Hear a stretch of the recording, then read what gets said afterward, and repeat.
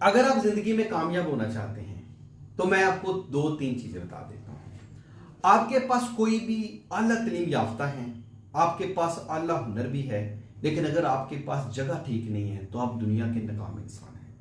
दुनिया में काफी लोग पढ़े लिखे होने के बावजूद या एक मजबूत तल्लक होने के बावजूद, अच्छा हुनर होने के बावजूद नाकाम हो जाते हैं। उसकी वजह ये होती है कि उनके पास जितनी पावर होती है वो उस जगह पे अपनी एनर्जी और अपनी पावर खर्च करते हैं जो जगह उनके लिए होती ही नहीं।